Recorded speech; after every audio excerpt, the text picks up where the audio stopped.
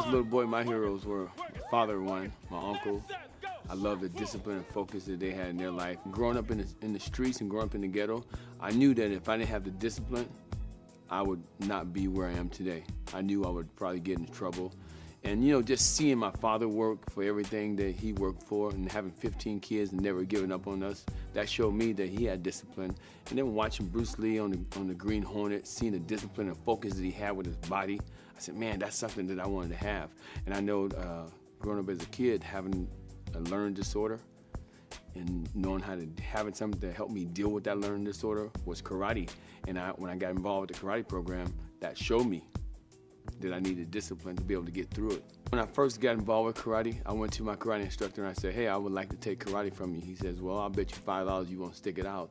And to me, that's always been a downfall in my life. People would always say that you won't be able to last through this, you won't be able to last through that. So it was a challenge for me. So I got involved with the karate class. And after I got involved with the karate class, you know, I liked the discipline. I liked the way my body felt. I liked what happened to me after I finished the class. And then my instructor came to me and said, listen, I don't have time to give you private lessons, but if you really, truly want to study karate, I want you to go in the back of the class and I want you to follow along with the class. And I said, you know what, this is something I always wanted to be able to do. It was a dream. And I said, I'll do that. So every day, I would go to karate 3 days a week, and then all of a sudden, something clicked. And I saw it. I saw what I needed to do to help myself. And when I saw that, I went, man, if I can get one improvement, and my instructor I got him to say something, Billy, you changed. I can see that you're getting better at what you do. So then he invited me into the class, and then that made me feel like, you know what, I can achieve. And when I saw out of my own eyes that I could achieve, that gave me power. And then from that day forth, I knew that I didn't need anybody to tell me that I could be successful. All I needed to do was put forth the will, the work to want to make a change. And that's what I did in my life. That's what I'm doing today. One day, my instructor had a martial arts tournament. And when he had the tournament, he invited all these people from all over the United States to come in. We had probably 400 or 500 competitors come from all over the United States. And that was going to be a day that I didn't know this was going to happen. He gave me my first degree black belt. And you know what? I didn't have to take an examination. He just said, you know, I've been watching you for the time that you've been studying. I like your discipline. I like the honor that you have, the respect. So I'm going to promote you to first degree black belt. And that was an awesome time. I'm telling you, it was September 1st on my birthday. So I got to remember that. And it was a day that changed my life, man. Jab, go. Jab. Remember, twist those hips. I became national champion in 1975, and I was like feeling good because I had won a title that nobody ever won. No American ever won this title. So I got home. I said, now I really, really want to train because I'm the national champion. And I had the opportunity to go make the United States karate team. So what I did is my wife had came home with the Rocky theme song. And when she came up with that Rocky theme song, I took the Rocky music and I went downstairs in my basement and put it on the stereo. And I started moving to the music. And I tell you, within 2 to 3 minutes, I was cardiovascular tired. And I was like, man, I'm national champion. I can't last 3 minutes.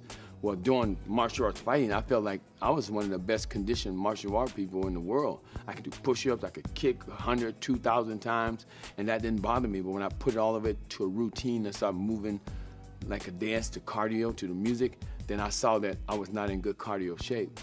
So what I did is I started creating. As I was creating this movement, a dance instructor came to me and said, Billy, how would you like to dance in the Nutcracker? And I went, hold on, what do you mean? I don't know how to do any ballet. And she said, Billy, I could teach you ballet. If you're willing to, you know, come forth and play the Russian dance in the Nutcracker suite, I would teach you how to do that. And I said, okay, I'll take it on. It taught me how to count music. And then I really got my head together and I said, you know what I want to do is I want to create this system that what I call a supplement for a martial art person. It's like a vitamin to help charge up a martial art person so he can be in better cardio shape. So I started putting all this stuff together. Punches, kicks, push-ups, sit-ups, calisthenics. I started combining it together to music. And with the Rocky theme song, it helped me create what we call today Tae Bo. Ultimate Tae Bo, go. My wife said to me, Billy, you know what?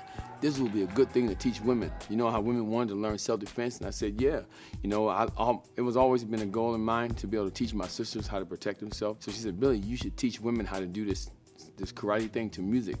I said, you think women would like this? She said, yeah, women would like it. I think you need to go out and do it. So one day, I went down to her hair salon, and I would talk to these women, and I said, hey, I got this new exercise, and I'd like to be able to teach you guys how to do it to the music, karate to the music. And they said, okay. So they came upstairs. My karate studio was on the 3rd floor, and the hair salon was on the 1st floor. So they came upstairs on a Monday night. So I lined them up, and I showed them all the stuff, basic stuff first. Then I put the music on, and we worked out to the music, and they loved it. They started going, Billy, this is good. You need to teach this. So they asked if I would teach a couple days a week, and I started teaching a couple days a week. And that's where Tae Bo first got his birth. Work it. 4. Work it. Work it. Work it. Go. Go. 1. Work it. Come on. When I first came to Los Angeles, I was looking for a karate studio for me and my daughters and my son to practice karate. And then, you know, we couldn't find really the quality of instructions that I wanted them to take and myself to take. So what I did is I remodeled my garage into a little private karate studio. And at the same time I was doing that, I was also doing bodyguard work for some celebrities. And this one celebrity, her name was Catherine Bach. She played Daisy Duke, and she asked me if I would travel to the Philippines with her for a couple of weeks. And then while I was there, I said, hey, I got this new exercise I'd like to show you. And she said, what is it? I said, it's called aerobics and Tae Bo. She says, show me. So I started showing her how to do it, and she loved it because it started getting her legs back in shape. And she was noted for her hot pants and her legs and showing her legs. So she saw what Tae Bo could help her do. And then she said, Billy, you know what? You should really go back to California and open up a studio. So I talked to my wife, and what we did is we got in our car and we went down to Sherman Oaks, California, and we found this building on Beverly Glen, way in the back, and everybody kept saying, don't open up there, it's not gonna work. I said, well, you know, this is all we could afford at the time. So we went back there and we opened up this studio, and I tell you, about the first 6 months, my only clients were my daughter, my wife, and a couple other people that came into the studio, you know. And so we just kept practicing, you know, karate, and I would teach them a little bit of Tae Bo. And then one day I saw this lady get out of the car, and she had a baseball hat on. I said, that looks like Paula Abdul. She's going to my karate studio. I said, wonder why she's going into the studio. So I didn't know that we were teaching her nephew karate. And then when I walked into my office, I said to my wife, I said, hey, Paula Abdul's standing out there. And before I could even say that, Shelly went, oh, there's Paula Abdul. You know, she was like, she was standing in the studio, and then it was cute. And then what I did is I walked out, I said, hey, I'm gonna go out and ask her if I could show her this new exercise that I have. So I went out, and I said, Paula, I got this new exercise called Tae Bo. I believe Tae Bo will help you slim your legs down, get you in good cardio shape. She said, Billy, you know what? Let's try it. I said, okay. So I started teaching her 2 days a week, and she really loved what it did for her body. And the next thing you know, she went out and she started talking to people, hey, go see Billy Blanks. He can really help you out. Because this new Tae Bo thing that he's doing will help you get in shape. And that's how we got it there in California. One, go. Work it. Come on. Work it. Work it. When I was creating Tae Bo, it was always been a goal of mine to be able to one day be able to help people. At that time, women needed a form of self-defense. They needed to be able to have an identity to where they can have a protection tool. And I know women like to work out, and when I went out and I showed people how to do it, I could see in their eyes that it was something that would help people all over the world. And you know, I started giving it a name. T stands for total, A stands for awareness, E stands for excellent, B stands for body, O stands for obedient. So I said, we take all that and combine it together, I come up with a good form of exercise, which is called Tae Bo. And I saw in my studio in Sherman Oaks, California, you know, it went from me working with celebrities, then housewives started to come in. And Judy Bloor came in, she started, you know, I showed her how to do it, and she said, man, this is fun. And then the next thing you know, it went from 5, 6 people to the gym to 30 people to the gym. And then months later, it was jam-packed. We couldn't even get people in the door. And then a year later, it just turned into people lining up around the block to get into the studio. And then one day, you know, I was hoping that I get the opportunity to put this on video. And I was sitting there teaching, and a gentleman came in, he sat down, he watched the class, and he said, hey, can you capture the same spirit you have in this room on videotape? And I said, yeah, I believe so. All I need is an opportunity. He said, you know what? I'm gonna give you an opportunity. And my thing is I wanted to be able to see the rough copy of the tapes and see if I was talking to the hearts of people without seeing the music or anything with it. And you know what? It just became boom, a bomb, like it just exploded, you know, and who would ever think that something would explode like that fast in your life? Well, I never thought it would be that big, because who can think, you know, I mean, I always have big dreams, but who would ever think I'd be going around to all over the world teaching people how to do Tae Bo? To me, it's truly a blessing. I don't take that for granted. I don't take it for granted. Come on, dig deep. Dig deep. Go. a person comes up to me in airports, that people come to me all over the world, and they say, Billy, thank you for helping my grandmother get up off the couch with my mother. And I just go, wow, you know, it's truly a blessing to be able to do that. And to me, that's excitement. That's what makes me every day want to be creative with Tae Bo, because I want to help people, because I really believe in my heart there's people out there that really want to help themselves, but they don't know how to do it. And I believe because God has given me an opportunity to be able to reach out and talk to people and show them what Tae Bo, the tool, give them Tae Bo as a tool.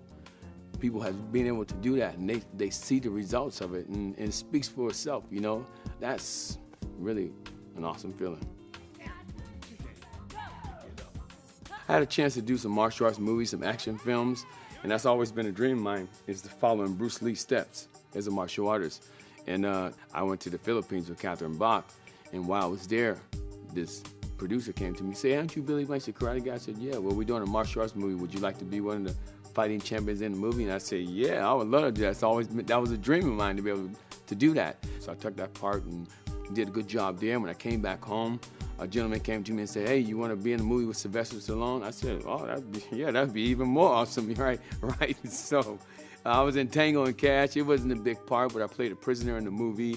And it was just awesome because it built up my relationship with the people in the industry. And people say, you know, Billy Blanks is a nice guy. We can work with him. Let's use him in this part. And then one day, this guy from Thailand asked me if I want to play a star part in a movie called King of the Kickboxer. And I always wanted to go to the Orient.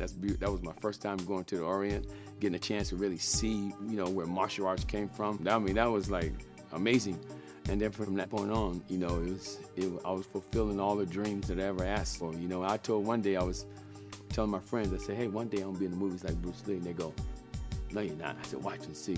And then we had a big premiere in my hometown. And I had all my friends, you know, sit up front with me. I was hitting one friend on the elbow. I said, hey, remember? I said, one day, look. We all started laughing, you know. And I said, see, I told you one day, look, I'm up there in the movie screen and I'm making a movie. Man, that's and what can you say? It's a blessing to be able to speak forth those things and you do what you say you're gonna do and to see them come to pass. It's awesome. Count it. With Tae Bo, because I do it all the time, I want to change it because people change every day. I want to do something that's going to really amplify Tae Bo. So I said, if I come up with this amplified workout, this bar that can help people tie in their core together and get them to move, it'll be easier for them to pick things up. It's about amping up your intensity in your workout. It's about taking the Tae Bo from the past, taking the boot camp from the past, and taking everything, combining it together and amping it up. And that's what Tae Bo Amped is. The biggest surprise to me about Tae Bo Amped is how it was easier for me to teach people. No matter where I go, I take that bar and I put it in people's hands and they start moving. Automatically, the punches will line up correctly without me telling, okay, drop your elbow, put your shoulder like this. So what I'm doing with Tae Bo Amped is I'm getting people to think of themselves as a rocket, getting ready to go through orbit. In order for them to do that, they need that extra boost. In the middle of the cardio workout, I'll say, amp it up. And amp it up means explode, exert yourself. And as you exert, you burning fat. And that's what Tae Bo Amped is all about. It's about exploding. Everybody amp, go. Count it. If I can say to anybody out there that's listening in right now, I would tell them, listen, you can get anything that you want to get in life. It's going to take work. It's going to take effort. And I'm not saying that you can achieve the dreams that I set forth to do, but the dreams that you set forth to do, if you put forth the right effort, you can get it. And how do you get it? By speaking the right things out your mouth and knowing that if you speak the right things and you put forth the action of what you're speaking, they'll show up one day. And just remember, we all have that inside of us. We all have a dream inside of us. We can't let anybody snatch that away from us. And I truly believe if people can reach inside their heart and know that they can do what they want to do, they can do it. Because I'm an example. I'm just like you.